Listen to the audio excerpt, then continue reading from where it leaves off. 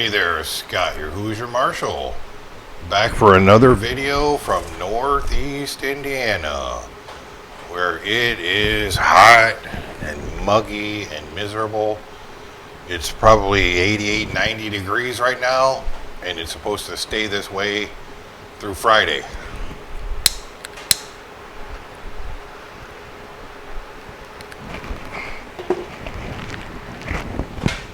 There's nothing we can do but bitch about it, because it's hot. Hot as balls. Anyway, yesterday, the wife and I got our Harley Woke machine out and took a nice ride, and I made some video, so I will try to do like a split screen with this video I'm making right now and show you some footage of our neck of the woods where we were riding the Harley yesterday. We rode for, I don't know, 3-4 hours, maybe a little longer. She likes to ride to Warsaw, where there's a Hacienda Mexican restaurant, and get a margarita, because they have the best margaritas around. But some of the roads you take getting there, some off the path state roads, pretty windy, pretty fun.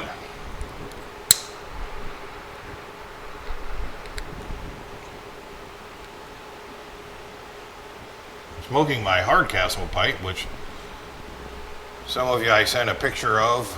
I was propping this pipe up with a whiskey glass and a can of pipe tobacco. I finished mowing my yard, and I took a picture and texted it saying something like, chores are done, time to relax. And I dropped this pipe and it broke right here. This, I don't know, plastic or whatever it is, just broke loose right from the wood, but fortunately that's where it was glued together from the factory. I was pretty bummed because I really like this pipe, but I was able to epoxy it back together. You'd never know.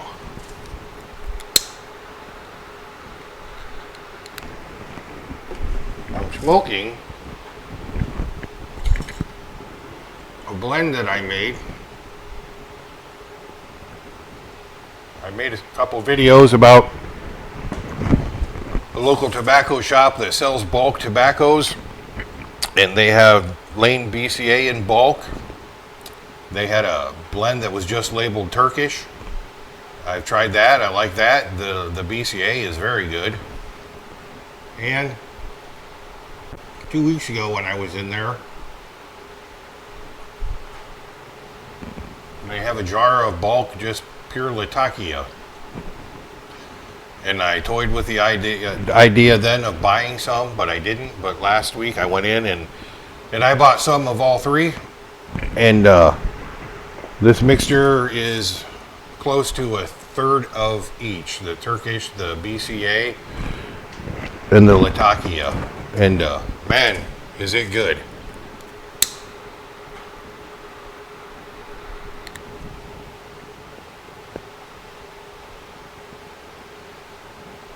I really enjoy the retrohale of a Latakia blend.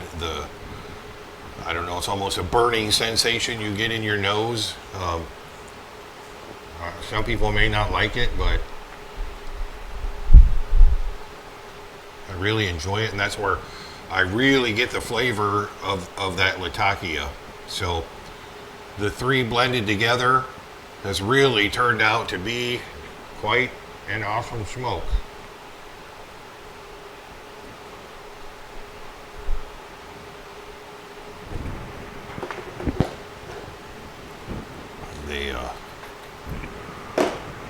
The moisture content of it, I think, is a little too moist when I bought them, especially the Turkish blend. It was really dry, so I rehydrated it, and I may have rehydrated a little too much, but we all know that can be corrected. So, and then back to my Miller High Life. I went through the Busch Light,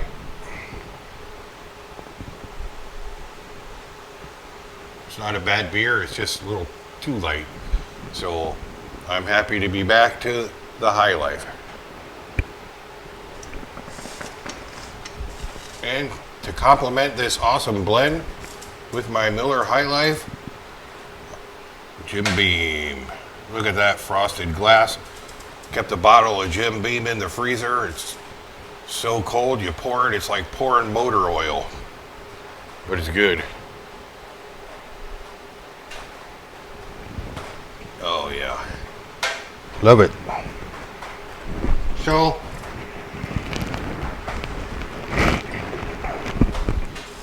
I've said before, I'm not a tobacco aficionado, and maybe you guys can comment and educate me. The blend I bought that said Turkish on it, what is Turkish tobacco? Is it a type of tobacco? Is it tobacco that's blended to make it Turkish? I don't know, but it was very good. I almost didn't buy that because I just wasn't sure.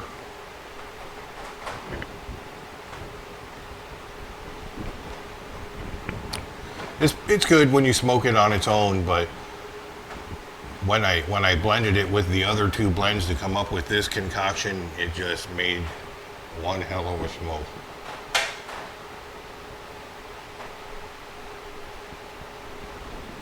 And I could tell when I smoked just the Turkish blend, it's strong. It's harsh, it's strong. I liked it, but I can tell I'm sure there's a lot of people that wouldn't want to touch it just because it's so strong.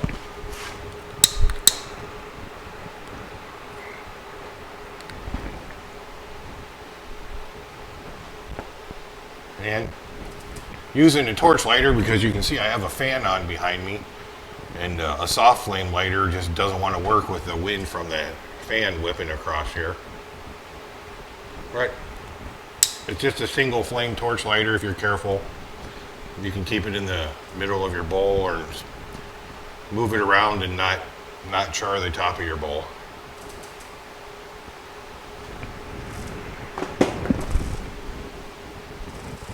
I also thought, what the hell? I wanted to try to smoke a bowl of the just straight Latakia, and honestly, I didn't mind it. There again, strong. The retrohale, I don't know how to explain it. It's like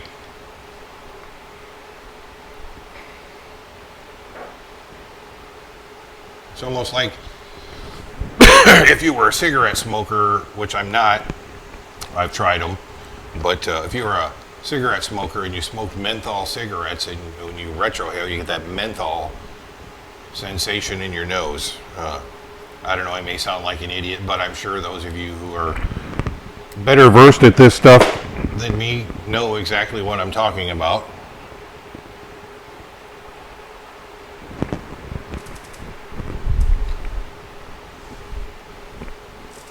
So tomorrow,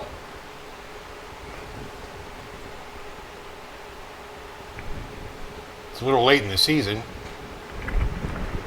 but I'm going to go look at a fishing boat, and hopefully I'll bring it home. Who knows? Not a new one, it's a used one. I had a nice boat years ago. Used to fish in a lot of bass tournaments.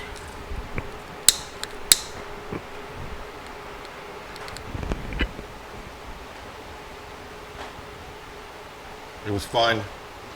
But the bass tournament thing turned into almost a second job. We won some tournaments, made some money with it. You know, we weren't professional bass fishermen or anything.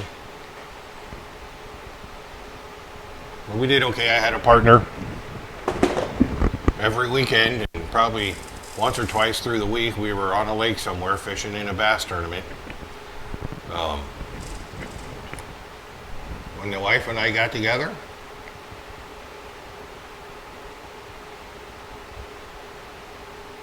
we bought the house we live in now, and that pretty much exhausted our savings at the time. And wouldn't you know it, like 3 months after we bought this house, the car she was driving had a major engine issue that was quite expensive to fix. And we just spent the bulk of our savings to buy a house. So I sold my boat to get the money to fix her car because that was more important. And I haven't had a boat since then. And we're looking at 20 years. And I want to get back into fishing. My boys, I'd like to take them, my grandchildren.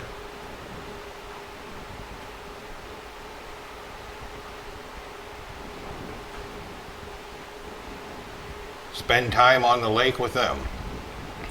And I don't think there's a much better way to bond with your children or your grandchildren than taking them fishing. So this weekend, Labor Day weekend, the last summer holiday. I'll be taking some vacation days at the end of the week and the first of next week, and we'll be spending the time at our campground. And who knows?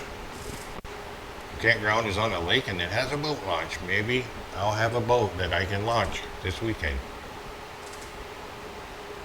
But we'll see.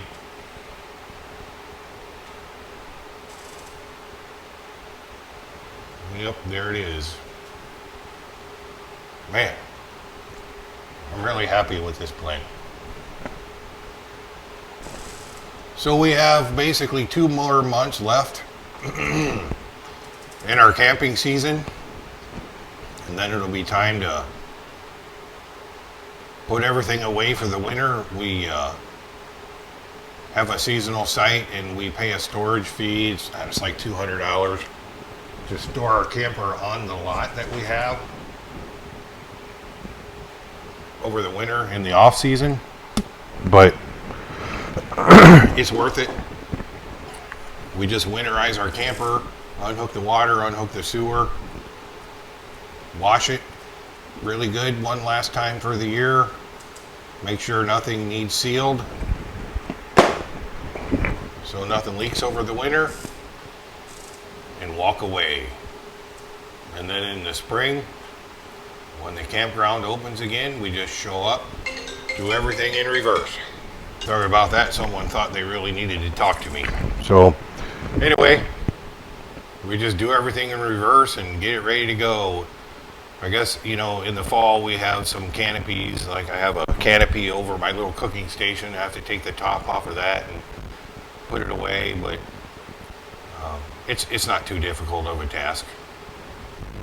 So anyway, I think I've talked long enough to cover the time of the video that you'll be watching of us on the Woke Machine.